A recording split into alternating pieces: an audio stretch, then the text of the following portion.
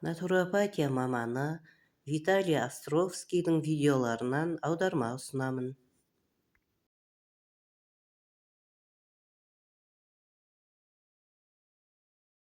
Хош келдіңіздер каналыма. Қазақ тіліндегі каналдарды қолдасаңыз, каналыма тіркеліп, лайк басып, комментарий жазып, қоңыраушаны басып, қолдап жіберіңіздер. Көрші қолыңдарыңызға, туған туысқандарыңызға тарқатуды ұмытпаңыздар. Қаныңыздың құрамында қант мөлшері көп болса, осы видео сіз үшін пайдалы. Адам ағзасында кремний көп болса, ауру да болмайды. Кремний ячменде, крапивада, қара күріште, гречкада, полевой хвошта бар. Әсіресе гречкада көбірек.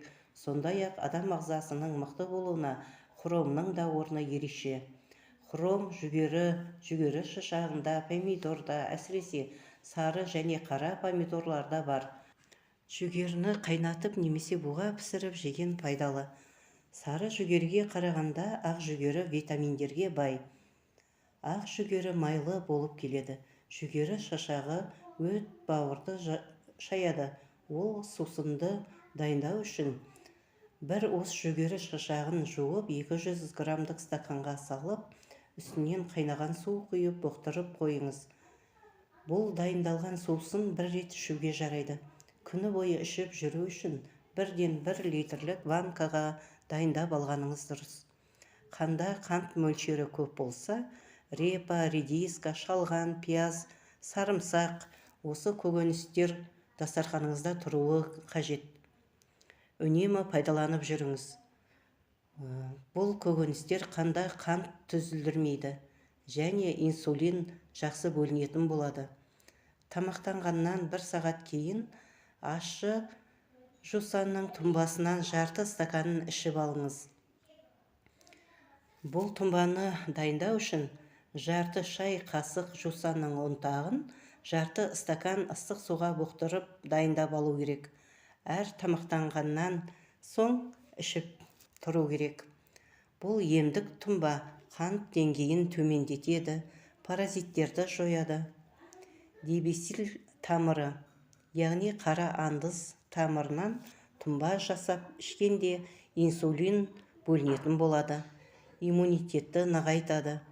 Биологиялық белсенді заттарға жатады.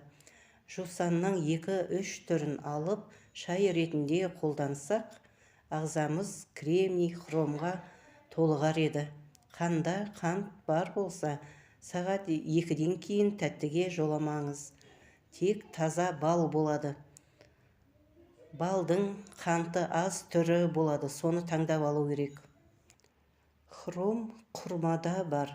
Құрмамен қоса қиярды пайдаланса болады. Сонда тепе-теңдік сақталады.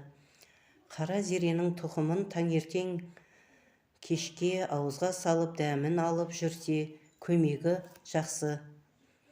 Осыған зығыр тұқымын қоссаңыз тіптен жақсы болады.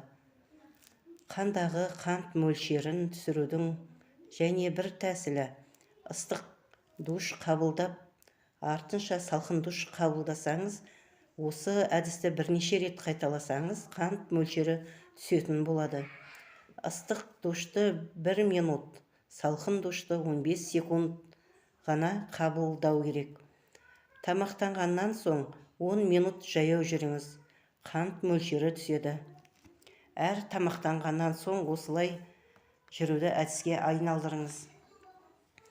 Көк түсті көкөністерді көп пайдалану керек. Жеміс-жидектермен араластырып отырып. Лавровый жапырағы қантты түсіреді және қызыл бұрыш та қантты түсіреді. Әрі обыр ауруына қарсы қасиетке ие. Міне осы көкөністерді пайдаланыңыз. Ем болсын, дәрігеріңізбен кеңесе отырып пайдаланыңыз.